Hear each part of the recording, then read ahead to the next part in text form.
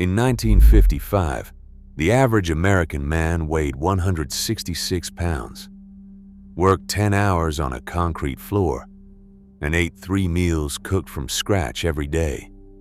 He never saw a nutrition label. He never counted a calorie. He was stronger, leaner, and healthier than you are right now. Some of the foods that built him have been banned, pulled from shelves, or reformulated into something his body would not recognize.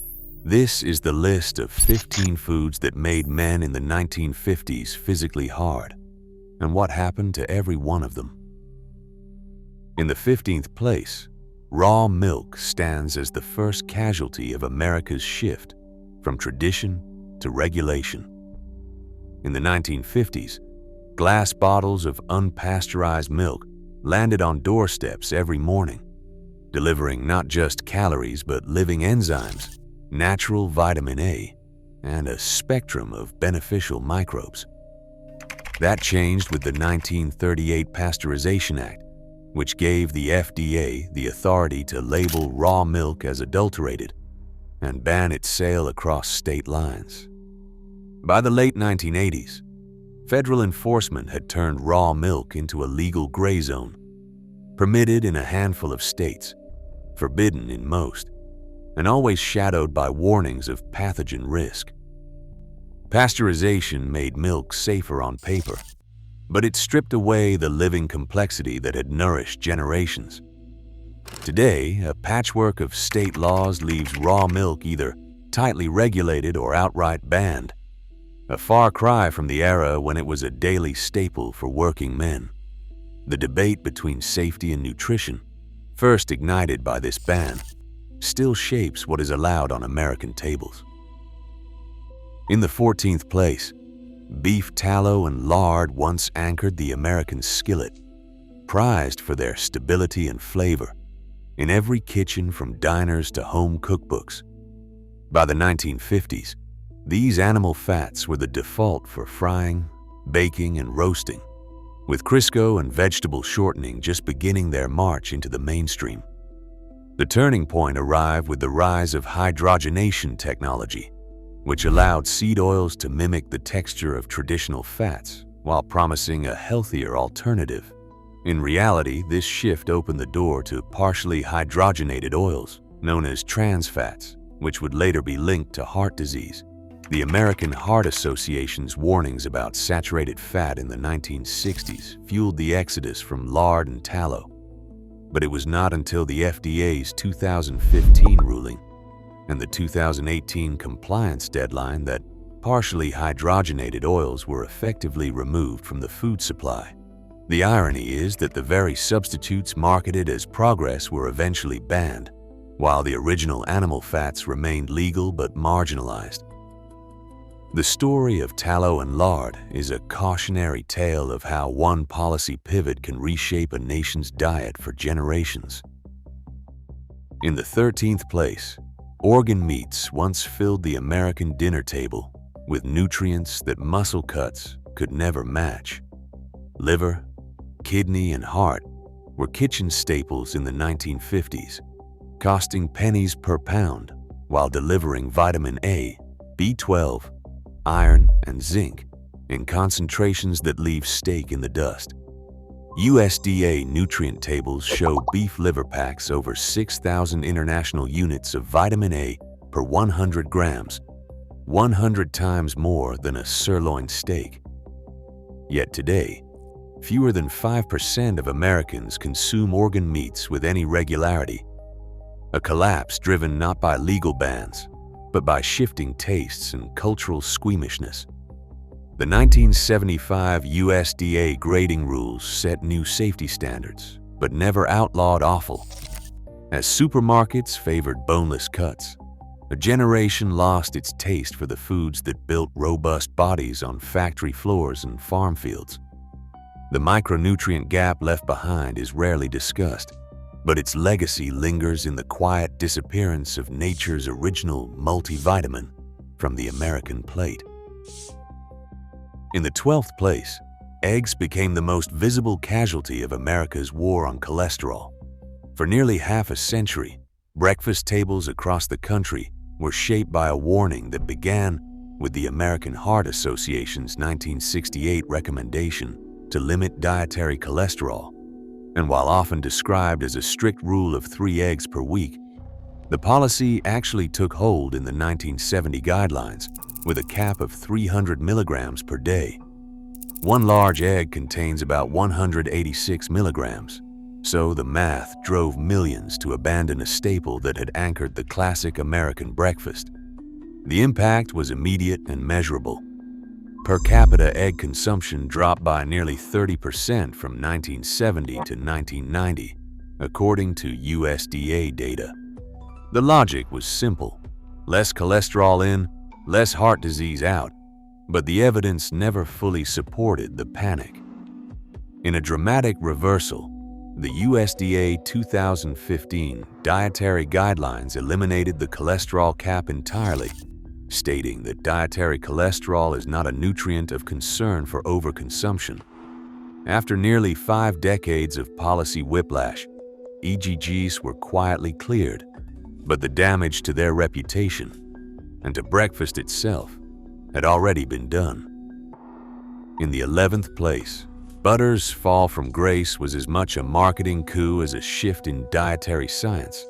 In the 1950s, full-fat butter was a fixture on American tables, its creamy richness celebrated in cookbooks and print ads alike. But by the late 1960s, a new narrative took hold. Margarine, once a cheap wartime substitute, was rebranded as the heart-healthy alternative, its packaging splashed with seals of approval from nutrition authorities. The American Heart Association's warnings about saturated fat turned butter into a dietary villain, while margarine, which was laden with partially hydrogenated oils, peaked in popularity, outselling butter for the first time in U.S. history by the 1970s. Per capita, butter consumption hit a century low in 1980, while margarine soared. The irony arrived decades later, when trans fats in margarine were linked to heart disease and quietly phased out after the FDA labeling crackdown. Butter never disappeared, but its exile was driven more by ad campaigns and policy than by science, a cultural detour that still colors the fat debate today. In the 10th place, bone broth traces a quiet line from the working man's kitchen to today's convenience aisle. In the 1950s, a pot of bones would simmer on the stove for 6 hours or more, coaxing out nearly 2 grams of collagen peptides and over 300 milligrams of glycine per 100 milliliters, a slow extraction that packed every cup with building blocks for joints and connective tissue. The difference is not just culinary nostalgia, it is a measurable loss in nutrients once prized for resilience and recovery. Modern commercial broths, pressure cooked in 30 minutes and filtered for clarity, deliver half as much protein and less than 1 gram of collagen, according to laboratory assays. The FDA's 2022 low-acid food guidance and FSMA rules have driven many small producers to standardize or shut down, leaving store shelves stocked with diluted, fast-cooked stock.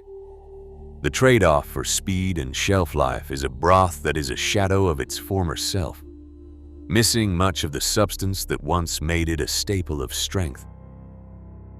In the 1950s, fermented vegetables once delivered a daily surge of living microbes to the American gut. A forkful of homemade sauerkraut or brine pickles could supply over 100 million colony-forming units per gram, 10 to the 8th CFU, of lactic acid bacteria, according to laboratory enumeration studies. That microbial richness was routine, not a health fad. But the industrialization of pickling changed everything. Shelf-stable sauerkraut and pickles are now almost always pasteurized or preserved in vinegar, a process that slashes live bacterial counts by 1,000-fold. Modern store-bought kraut typically tests at just 10,000 CFU per gram, a drop from probiotic powerhouse to near sterility. The loss is not just about flavor or tradition. It is a measurable collapse in microbial diversity at the dinner table. While yogurt and supplements dominate today's gut health conversation, the quiet disappearance of raw fermented vegetables has left the American microbiome poorer and less resilient than it was in the era of home crocks and cellar jars. 8th place goes to cod liver oil, a household staple that once delivered a daily dose of fat-soluble vitamins straight from the bottle. In the 1950s, parents lined up their children for a spoonful every morning, not out of nostalgia, but because pediatric guidelines called for it as insurance against rickets and winter illness. That ritual faded quickly as the taste fell out of favor, and fortified foods promised easier solutions. By the 1970s, warnings about vitamin A toxicity and a growing aversion to animal fats pushed cod liver oil to the margins, reclassified as a supplement and subject to state-level nutrient caps. The result is visible in National Health Surveys, NHA-NES data, show that vitamin D insufficiency among American adults surged from just 6% in the late 1980s to 32% by 2018. The decline of cod liver oil marks the disappearance of a direct, bioavailable source of vitamins D and A, nutrients now so deficient that entire industries have sprung up to sell them back in pill form. The loss is measurable, and the consequences are still unfolding. In 7th place, slow-fermented sourdough bread draws a sharp line between the daily staple of the 1950s and the quick-rise loaves that fill supermarket shelves today. For generations, real sourdough meant a dough left to ferment for 12 hours or more, as wild lactobacilli and yeasts broke down. Not just starches, but phytic acid, the compound that binds minerals like iron, zinc, and magnesium, locking them out of reach. Studies led by Marco Gabbetti and colleagues show that traditional sourdough fermentation can cut phytic acid by half, making minerals far more bioavailable. That quiet nutritional edge vanished in the era of industrial bread, as commercial bakers replaced slow fermentation with chemical leaveners and bromated flour, banned by the FDA in 1999 after mounting evidence linked it to cancer risk. The result is a loaf that rises fast, but leaves minerals trapped, even as the label shouts enriched. The shift from slow to instant bread is more than a matter of taste. It is a measurable loss in everyday nutrition, hidden in plain sight. In 6th place, backyard chickens and their fresh, nutrient-rich eggs became collateral damage in a wave of zoning laws that swept across American suburbs from the 1970s through 2000. What was once a simple act of self-reliance, stepping outside to collect eggs from hens raised on grass, bugs, and kitchen scraps, turned into a legal minefield. Portland's 1971 health code was among the first to require permits for any livestock, a definition that now included chickens. By the late 1980s, at least 27 states had cities or counties with explicit bans or severe restrictions, often limiting households to just 2 birds or requiring costly permits and quarterly inspections. The rationale shifted from nuisance to food safety, but the result was the same. Home egg production withered, and industrial eggs filled the gap. Nutritionally, the loss is measurable. Pasture-raised eggs deliver double the vitamin D and omega-3 fatty acids of their caged counterparts, a direct function of sunlight and forage. Yet, as local autonomy faded, so did access to this affordable, high-quality protein. Today's patchwork of ordinances stands as a quiet but powerful example of how regulation can erase both nutrient density and self-sufficiency from the American table. In the 5th place, grass-fed beef marks a turning point in the American meat supply, one that quietly reshaped the very fats on our dinner plates. In the 1950s, nearly all beef cattle grazed on pasture until slaughter, producing meat with 3 times the omega-3 content of today's grain-finished beef. A 2010 meta-analysis led by Daly found that grass-fed beef delivers up to 0.5 grams of conjugated linoleic acid per 100 grams, compared to just 0.2 grams in grain-fed cuts. The omega-3 alpha-linolenic acid clocks in at 2.5% of total fat in grass-fed, but only 0.4% in grain-fed. These are not trivial differences. CLA and omega-3s are linked to anti-inflammatory effects and heart health, yet they were quietly engineered out of the American diet as feedlots took over.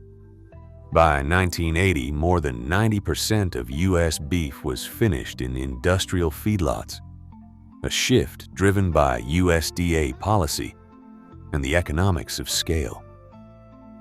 What was lost in that transition was not just a flavor profile, but a measurable drop in the very fatty acids that once set American beef apart. The rise of feedlots did not just change the landscape. It rewired what Americans thought meat should be, setting the stage for the next wave of food regulation and reformulation. In the 1950s, homemade fermented drinks like kombucha and kvass once delivered a living dose of wild microbes with every glass. These tangy, effervescent beverages were brewed in kitchens and cellars, often reaching microbial counts of 10 million colony-forming units per milliliter, without a second thought to regulation. That changed as food safety laws tightened. The 2010 Food Safety Modernization Act expanded federal oversight, and by 2021, the FDA issued draft guidance requiring ethanol testing for all commercial kombucha, targeting even trace alcohol that naturally arises during fermentation. Shelf brands responded by pasteurizing or filtering their drinks, sacrificing microbial diversity to comply with the new rules. Many now test at a fraction of their former probiotic load, and some contain almost no live cultures at all. The compliance burden has turned a once microbe-rich tradition into a sterile, tightly controlled commodity. The story of homemade fermented drinks is not just about lost flavor, but about the quiet erosion of microbial variety from the American diet, an invisible casualty of the regulatory push for uniformity and safety. Coming to the top 3, mineral-rich well water once flowed straight from the ground to the kitchen tap, delivering a daily dose of minerals like calcium and magnesium that modern municipal systems quietly erase. In the 1950s, private wells in the Midwest and Appalachia routinely measured 40 milligrams of calcium and 15 milligrams of magnesium per liter, levels that now sound extravagant in the era of city water. Today's average municipal supply, after layers of coagulation, filtration, softening, and occasionally reverse osmosis, drops those figures to just 12 milligrams of calcium and 5 milligrams of magnesium per liter. That is a 70% decline, engineered not by accident, but by policy. The 1974 Safe Drinking Water Act set strict limits on contaminants like lead and arsenic, but left essential minerals unregulated, allowing utilities to strip them out in the name of infrastructure protection and taste. EPA's own guidance admits there is no requirement to retain calcium or magnesium, and most systems do not. The result is a daily mineral gap that no supplement or fortified food can fully bridge. For men in the 1950s, every glass of water built bones and fueled cellular metabolism. Today, the tap delivers little more than hydration, a quiet casualty of regulatory priorities that favor pipes over people. In second place, salt-cured meats stand at the crossroads of tradition and controversy. For generations, American men built strength on bacon, ham, and sausages preserved by slow dry curing, just salt, thyme, and air. That changed with the industrial era, as sodium nitrite injections replaced week-long cures, pushing nitrite levels from around 50 milligrams per kilogram in artisanal products to as high as 200 milligrams in mass-produced versions. In 2015, the International Agency for Research on Cancer classified processed meats, including these cured staples, as Group 1 carcinogens, citing evidence that eating just 50 grams per day, about 2 slices of bacon, raises colorectal cancer risk by 18%. The fallout was swift, with warning labels, dietary guidelines, and a national anxiety that lumped heritage salumi and bologna into the same category as cigarettes. Yet the science draws no distinction between traditional slow curing and modern chemical shortcuts. Blanket health warnings obscure the reality that not all cured meats are created equal. The debate over salt-cured meats became the wedge that pried open the broader assault on saturated fat, setting the stage for the final showdown over what Americans are allowed to eat and what strength really means. And finally, in first place, the demonization of saturated fat stands as the doctrine that reshaped every corner of the American plate. In 1977, the Senate Select Committee's dietary goals for the United States drew a red line through foods that had built generations, calling for Americans to cut total fat, and specifically, saturated fat. This was not a minor tweak. It was a system-wide pivot that drove the reformulation of everything from milk to meat, butter to bread. By 2015, the dietary guidelines for Americans locked in a cap of less than 10% of daily calories from saturated fat, a ceiling that remains federal policy. The results are etched in the numbers. Between 1980 and 2020, the share of American men classified as obese tripled, climbing from 15% to 43%, according to the CDC. Fat calories fell, but refined carbohydrates and seed oils surged to fill the void. The McGovern report set off an industry boom. Low-fat labels, margarine, and processed foods replaced the staples of the 1950s. The old foods, lard, eggs, butter, organ meats were not just set aside. They were recast as threats to public health. Yet, heart disease rates plateaued, and metabolic illness exploded. The campaign against saturated fat did not just ban or restrict one food. It rewrote the rules for all of them, leaving a legacy of confusion, chronic disease, and a nation still searching for real strength at the table. Across all 15 foods, one pattern stands out. Traditional staples were banned, re-engineered or demonized, often by shifting government edicts, not clear science. The AHA's 1968 egg warning, the USDA's cholesterol flip in 2015, and the FDA's trans fat ban all rewrote the rules. Yet, as obesity doubled since 1980, the question lingers. Did we trade strength for dogma? Rethinking what nourishes us is more urgent than ever.